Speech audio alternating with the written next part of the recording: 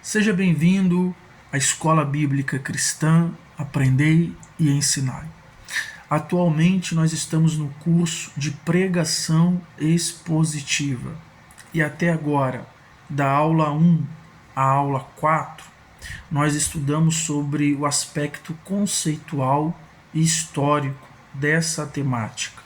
A partir da aula de hoje, a aula 5, nós vamos tratar sobre a preparação de um sermão, que é o aspecto técnico da preparação de um sermão expositivo. Nós vamos ter 4 aulas, 4 vídeos, o vídeo 5, 6, 7 e 8, onde nós vamos tratar sobre o conteúdo do sermão expositivo, a interpretação da Bíblia Sagrada na preparação de um sermão expositivo. Vamos falar também sobre a estrutura, como que deve ser a estrutura, a organização de um sermão expositivo. E por fim, as etapas para a preparação de um sermão expositivo. Desse modo, hoje, na aula 5, nós vamos começar falando sobre o conteúdo do sermão expositivo. Qual é o conteúdo de um sermão?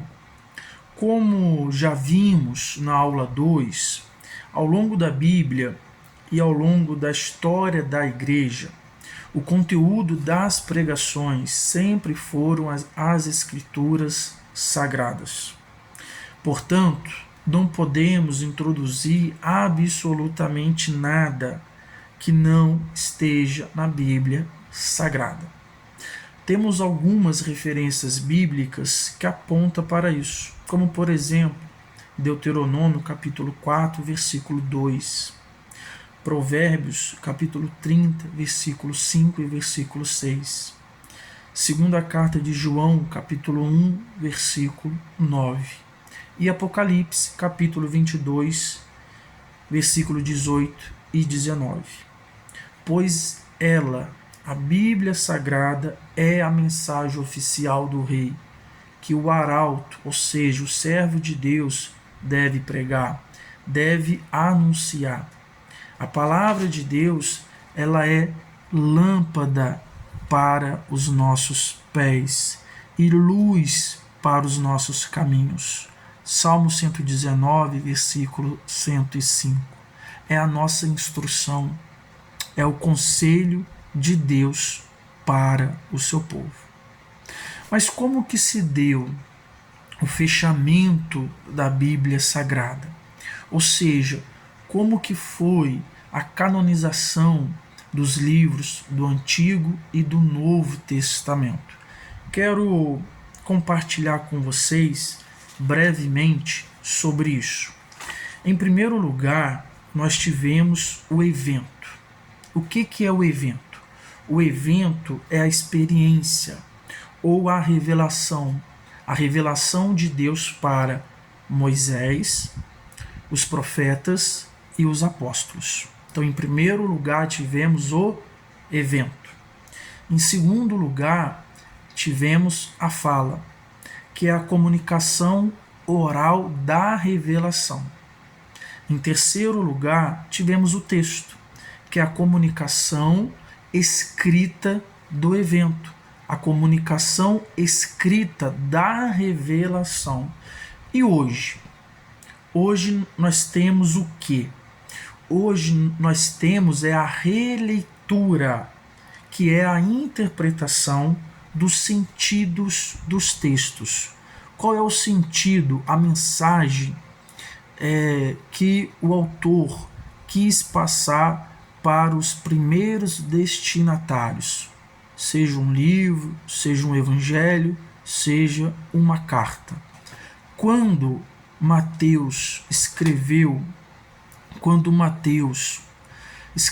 o seu evangelho, qual foi a principal ênfase que ele quis passar para os primeiros destinatários, para os destinatários que ele estava escrevendo o seu evangelho? Por exemplo, Mateus escreve para os judeus convertidos que provavelmente estavam em Antioquia. Marcos escreve para romanos, cristãos de Roma. Lucas, ele escreve para os gregos na pessoa de Teófilo. E João é conhecido como o Evangelho Universal. Assim também a gente pode fazer em relação às cartas.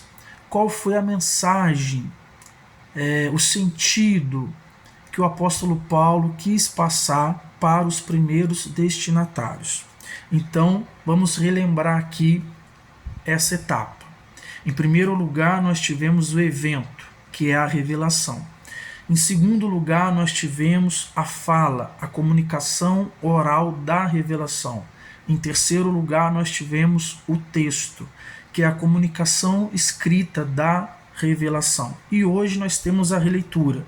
E diante disso, é fundamental que façamos uma excelente exegese para transmitirmos corretamente o sentido do texto. Na nossa próxima aula, número 6, nós vamos falar sobre a interpretação, que é sobre a hermenêutica e a exegese. Falando mais um pouco sobre isso, em primeiro lugar, então, houve a revelação de Deus para Moisés e os profetas do Antigo Testamento. Essa mensagem, depois de ter sido ensinada oralmente, essa mensagem passou a ser escrita, passou a ser lida e passou a ser ensinada para o povo de Deus. E os textos sagrados do Antigo Testamento, eles foram sendo identificados, colecionados e preservados pelos judeus ao longo da sua história. Segundo Flávio Joséfo, para os judeus, após os profetas do pré-exílico, com Malaquias, a palavra de Deus cessou. Assim, o cânon do Antigo Testamento foi fechado. Entre o Antigo Testamento e o Novo Testamento, nós temos um período que para nós cristãos é um período de silêncio, é um período intertestamentário, onde a palavra de Deus ela ressurge com João Batista anunciando o Cristo, o Cordeiro de Deus que tira o pecado do mundo. Então, a partir de Jesus Cristo, nós temos um Novo Testamento. Até o final do quarto século, os livros, os textos, as cartas, os evangelhos do Novo Testamento foi fechado até o final do quarto século. No ano de 367 depois de Cristo, nós tivemos pela primeira vez os 27 livros sendo mencionados pelo bispo de Alexandria, Atanásio. E por fim, no ano de 393 e 397, nós tivemos dois concílios, o concílio de Hipona e de Cartago, onde os livros do Novo Testamento foi fechado.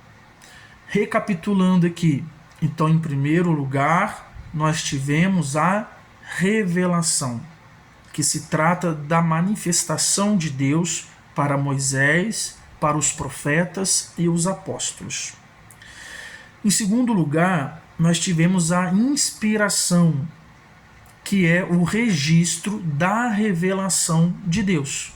Nesse momento, temos a ação de Deus por meio do Espírito Santo soprando no ser humano o texto sagrado. Hoje nós temos a iluminação, como é dito, que é a ação do Espírito Santo concedendo entendimento na Bíblia Sagrada.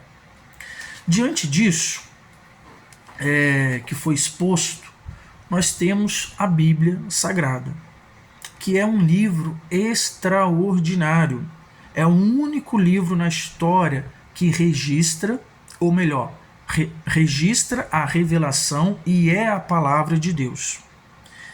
É o único livro que teve como autor principal o próprio Deus.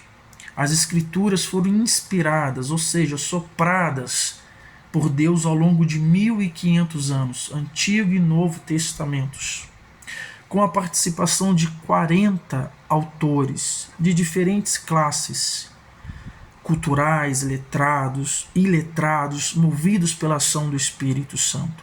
E a sua unidade na diversidade revela tão grandiosa obra que Deus nos deu como sua instrução. Então, lembre-se, Deus fala através de sua palavra. Deus vela por sua palavra. Deus cumpre a sua palavra.